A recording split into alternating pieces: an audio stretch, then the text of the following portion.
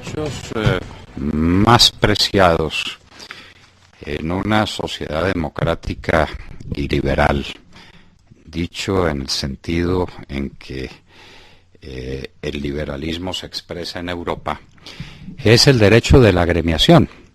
Derecho de la agremiación y de la unión de esfuerzos para un propósito común que supone el derecho a la crítica y a la protesta.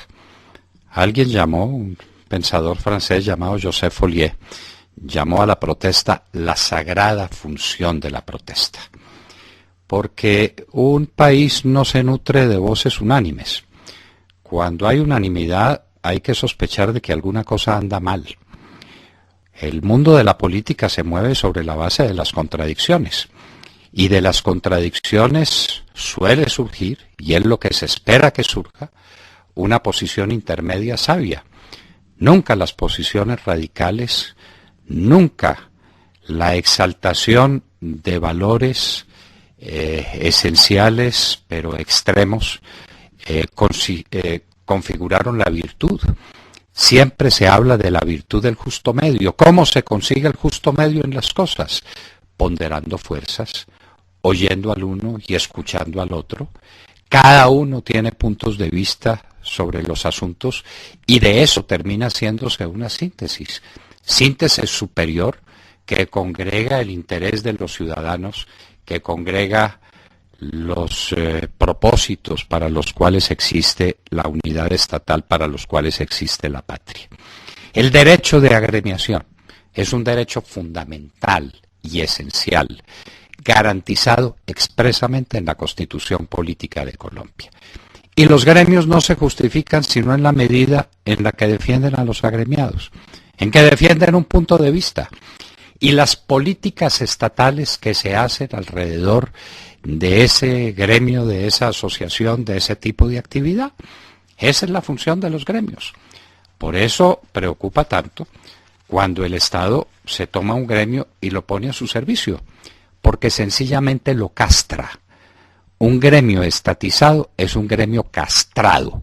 No tiene capacidad de reproducir ideas, puntos de vista, análisis de las situaciones desde una perspectiva. Está comprado, quedó limitado, quedó castrado. Y eso lo hemos dicho a propósito de temas tan importantes como el tema de la ANDI. La ANDI resolvió para congraciarse con el gobierno del presidente Santos, poner como su presidente a un hombre que Santos le mandó, a uno de sus asesores, el señor Bruce McMaster. Y entonces desde ese momento la ANDI perdió toda autonomía, la voz de la ANDI no se escucha con respeto y no vale nada. Y no vale nada sencillamente porque está casada con el punto de vista del gobierno. Y por eso no hay una crítica a la política industrial. Y uno se preguntaría primero, ¿es que hay una política industrial? ¿El gobierno la tiene? ¿El gobierno la ha tenido? ¿Hay un plan de desarrollo industrial significativo e importante en Colombia? Pues la respuesta es deplorable, no existe ninguno. Pero más grave de que no exista una política industrial es que no haya quien lo predique, no haya quien defienda la posición de los industriales que quieren serlo, no hay quien le abra espacio a la acción de la iniciativa privada en ese campo. Ayer, a propósito de la memoria sagrada de Eduardo Arango Restrepo, hablábamos precisamente del empresario como elemento central de la economía y de la organización social.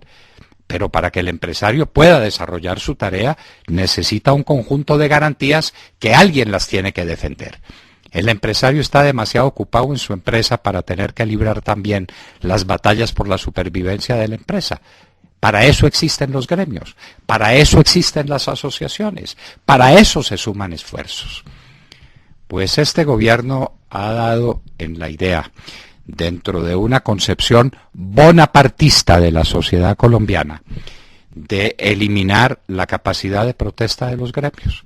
Y entonces se tomó la ANDI, nada menos que eso, y entonces se ha tomado desde hace muchísimos años la Federación de Cafeteros y ha puesto a los cafeteros de rodillas ante los poderes del Estado, hasta el punto en que alguna forma de protesta auténtica de los cafeteros se tuvo que expresar a través de una asociación espontánea de ellos, lo que conformó la llamada Dignidad Cafetera.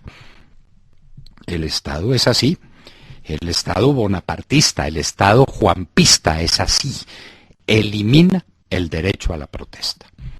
Y ahora estamos asistiendo a dos atentados mayúsculos contra la libertad de expresión. Lo que hizo el gobierno de Juan Manuel Santos con la industria azucarera no tiene perdón, porque no se trata de impedir un cartel, se trata de impedir opiniones, puntos de vista coherentes y convergentes, y defensa legítima de intereses por medios legítimos.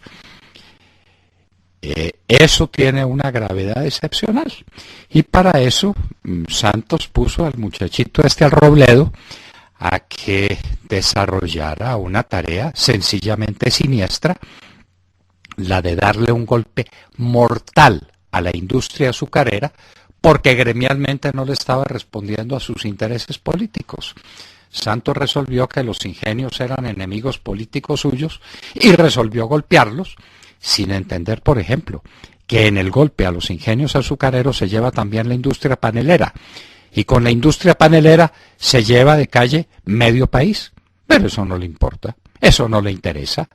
Ese es el sistema bonapartista de ejercer el poder.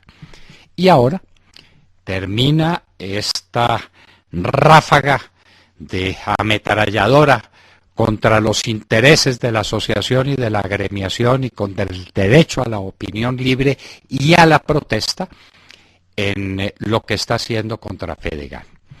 Al quitarle la administración del Fondo Ganadero para dárselo, nos preguntamos ¿a quién? ¿A quién? ¿Cuál va a ser el administrador del Fondo Ganadero? Porque no puede ser el gobierno.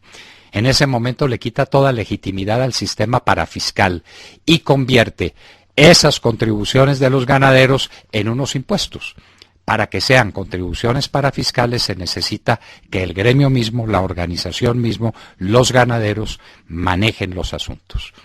Se está diciendo que parte de los recursos del Fondo Nacional del Ganado van a ir a parar a los productores de la leche, a un señor que se ha ocupado fervientemente en defender a Santos y en promover a Santos, es decir, un criterio político sencillamente siniestra, la de darle un golpe mortal a la industria azucarera porque gremialmente no le estaba respondiendo a sus intereses políticos. Santos resolvió que los ingenios eran enemigos políticos suyos y resolvió golpearlos, sin entender, por ejemplo, que en el golpe a los ingenios azucareros se lleva también la industria panelera, y con la industria panelera se lleva de calle medio país. Pero eso no le importa, eso no le interesa. Ese es el sistema bonapartista de ejercer el poder.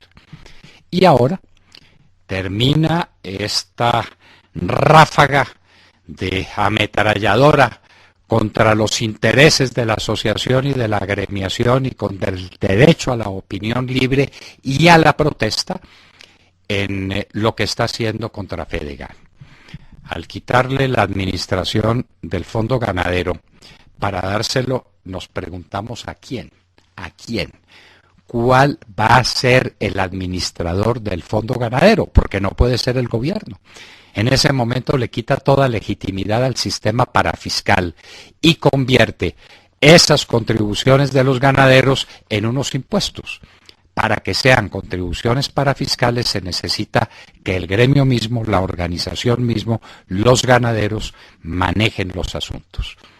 Se está diciendo que parte de los recursos del Fondo Nacional del Ganado van a ir a parar a los productores de la leche, a un señor que se ha ocupado fervientemente en defender a Santos y en promover a Santos, es decir, un criterio político dentro de la organización de un régimen. El señor Don Genaro, que todos conocen bien por ese nombre, ¿está dedicado a eso? ¿Será que está dedicado a eso detrás de un objetivo? ¿De que le den parte de los recursos del Fondo Ganadero para administrarlos como conviene? Y lo que no es ganado lechero, entonces, ¿Qué expresión va a tener? ¿Qué defensa va a tener? ¿Qué puntos de vista va a sostener? No pueden ser los que está sosteniendo ahora, porque eso tiene castigo, porque eso tiene reprimenda, porque eso tiene persecución. ¿Quién va a ser el representante del fondo ganadero?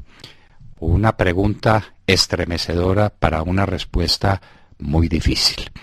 Pero volvemos a lo esencial. Aquí lo que hay es un ataque sistemático a la libertad de opinión, a los derechos de los gremios, a la libertad de asociación y a la libertad y al derecho a la protesta.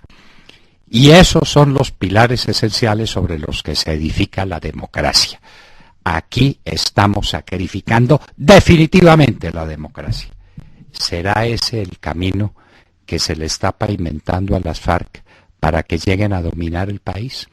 ¿Será que las FARC desde Cuba están diciendo: usted me va liquidando los gremios porque esos son centros detestables de liberalismo capitalista y yo no puedo convivir con el liberalismo capitalismo? Yo soy el nuevo socialismo, yo soy el viejo comunismo que renovado se va a implantar en Colombia. Acábeme con los gremios. ¿Será esa la consigna? ¿Será ese el objetivo? ¿Será esa la tarea, triste tarea, que están cumpliendo el señor de la Calle y el señor Sergio Jaramillo y por supuesto Enrique Santos Calderón, él con plena devoción y con plena intención? ¿Para dónde vamos? Mientras no defendamos lo esencial, lo estaremos perdiendo. La tarea del fondo, la empresa de defensa del Fondo Nacional del Ganado y de la Federación de Ganaderos no es un asunto menor, es un asunto que compete a todos los colombianos, porque ahí está representado el derecho a la opinión, el derecho al disenso y el derecho a la protesta, que son elementos esenciales de la democracia moderna.